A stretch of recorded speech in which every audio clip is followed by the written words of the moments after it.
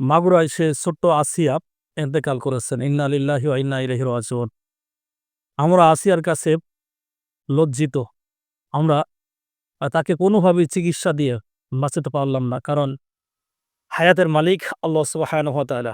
তবে আসিয়া আমাদেরকে অনেক কিছু শিক্ষা দিয়ে গেল।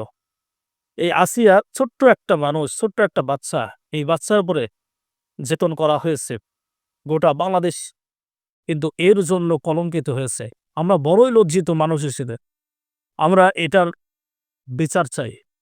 যদি আসিয়ার বিচার না হয়, কিয়ামতের দিন আসিয়া যদি আল্লাহ সুবহানাহু ওয়া তাআলার কাছে মামলা করে, তাহলে বর্তমান বাংলাদেশের যারা দায়িত্বে আছেন একজনও জান্নাতে যেতে পারবেন না। আল্লাহি, আল্লাহর কসম করে বলছি, যদি কোনো কারণবশত আসিয়ার বিচার না হয়, কোনোভাবেই যদি আসামিরা খালাস পেয়ে যায়, তাহলে কিয়ামতের দিন আপনারা একটাও জান্নাতে যেতে পারবেন না। এজন্য দায়িত্বশীল যারাই আছেন, আমরা সবাই এমন একটা বিচার দেখতে চাই, আমরা একটা শাস্তি দেখতে চাই, যাতে গোটা পৃথিবীতে একটা নজির হয়ে থাকে, গোটা পৃথিবীতে যেন কেউ আর খুন করতে কখনো সাহস না পায়।